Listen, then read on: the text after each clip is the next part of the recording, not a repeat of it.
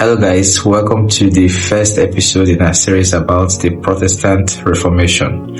So you probably must have heard many myths about the Protestant Reformation. For example, you may think that the sale of indulgences was the primary cause of the Protestant Reformation. Or maybe you might have heard that the Catholic Church prevented people from reading the Bible until Martin Luther translated it to his language and then everybody started leaving the church.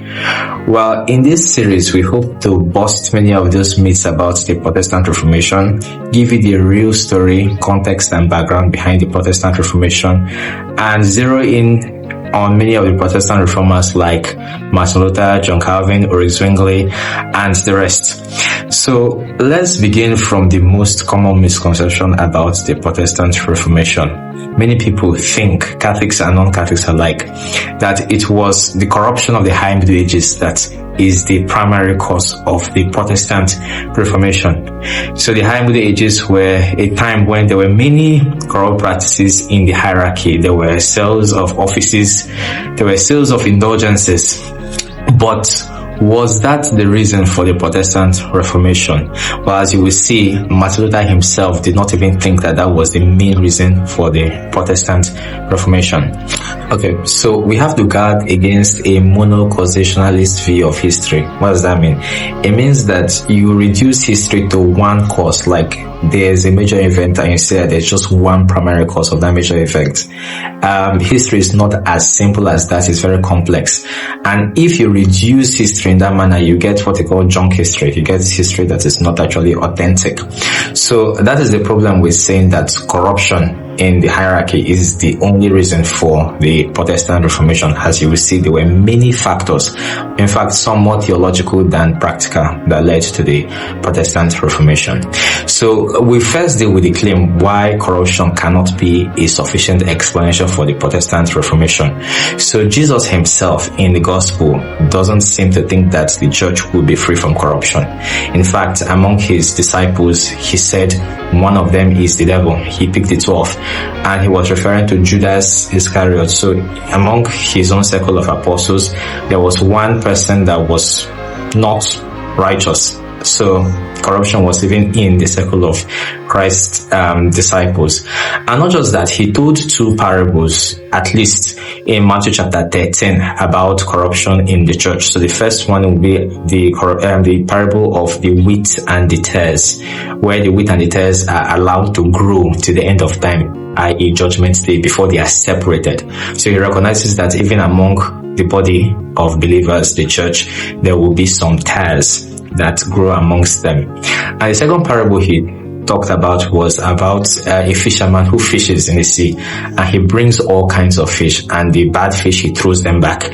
So the net, which is the church, gathers both good and bad fish, and they are eventually sorted. The bad fish are thrown back into the sea.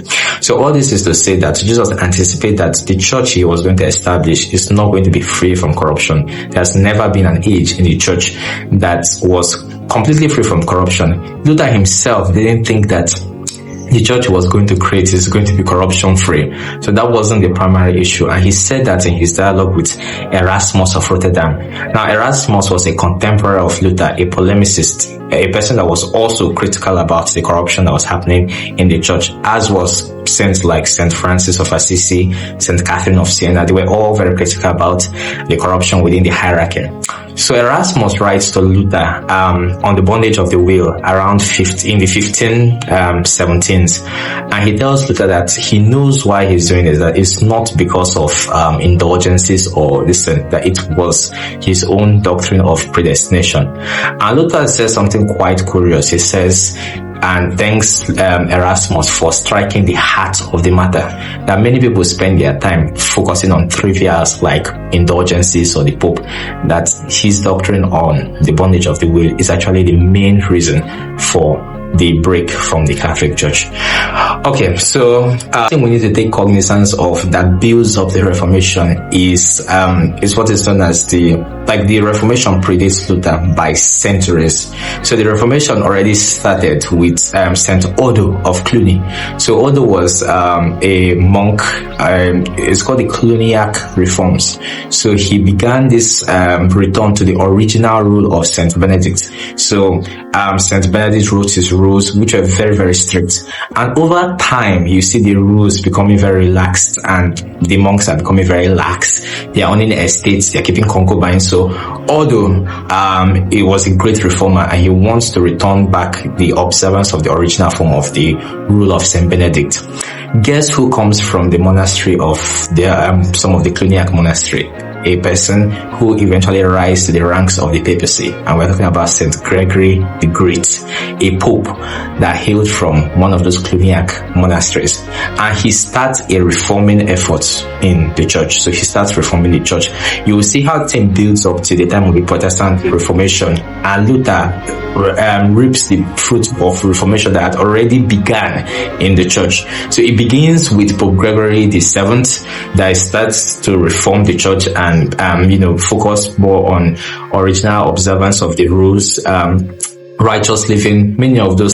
So another factor we need to take cognizance of is that there have been many Reformation efforts before Luther. In fact, Reformation was already in the air. Luther only reaps the fruit of Reformation that have already begun centuries before he was even born. And so we can trace this Reformation back to perhaps St. Odo of Cluny, and with the reforms he did with the Cluniac monasteries. The Cluniac monasteries are monasteries whose observance of the rule of St. Benedict were lax. The monks were not observing the rule in a strict form. And so St. Odo reforms the monastic order.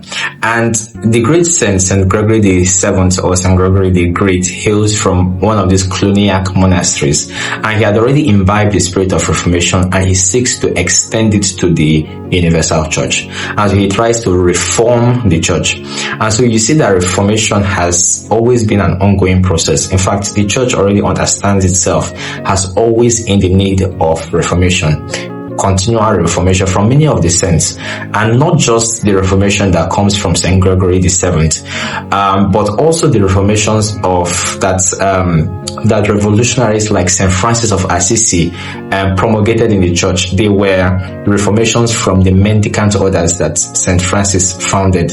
So if you know anything about St. Francis, you know that St. Francis was a humble friar who sought to radically live out the gospel of Christ. And so that was the way he brought reform to the church.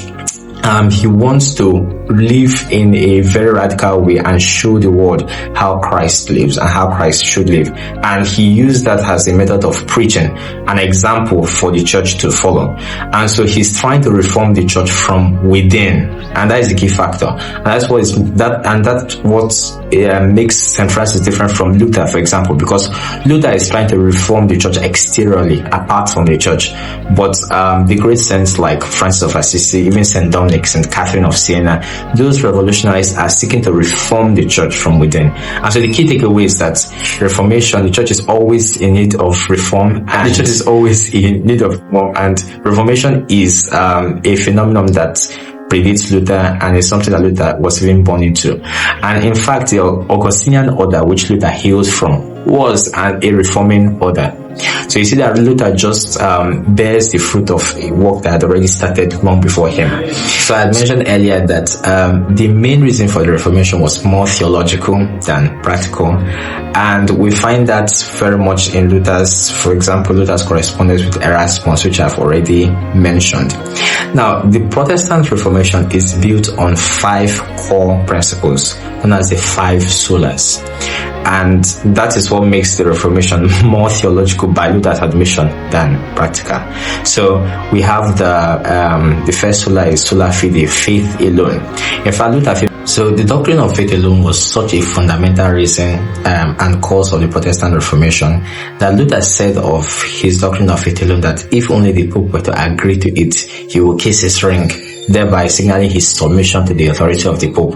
On that particular doctrine, it was so central to the reason and cause of the Protestant Reformation. But of course, faith alone was not the only thing. There were 5 solas of the Protestant Reformation.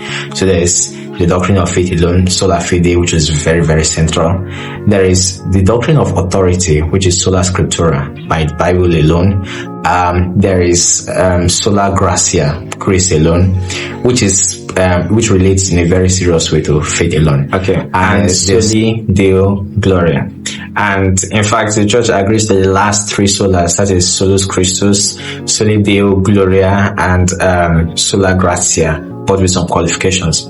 Okay, so those five solas were very key to, and there was a clarion call for the Protestant Reformation. Those were the doctrines by which the Protestant Reformation, according to Luther, stands or falls. Now, so as we can see, the primary cause of the Protestant Reformation was not necessarily the sale of indulgences, although it was a spark to the Protestant Reformation. And so there was an episode of an indulgence seller.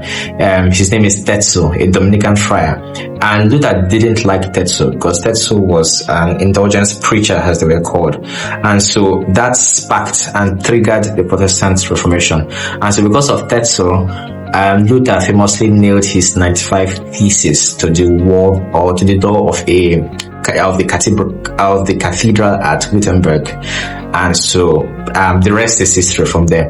But to say that the Protestant Reformation was because of the sale of indulgences ignores the many layers and complex context that had already come into play in Luther's mind and Luther's theology that really gave boons to the Protestant Reformation. It wasn't just because of indulgences, it was so much more already beyond the surface. So in the next episode, we're going to focus more about the life and personality of Luther, and we're going to look closely at his doctrines of faith alone, the five solas comprehensively, and see what about his psychosis and theology that led to the break with the Catholic Church and the cause of the Protestant Reformation. So stay tuned for our next episode. Thank you very much.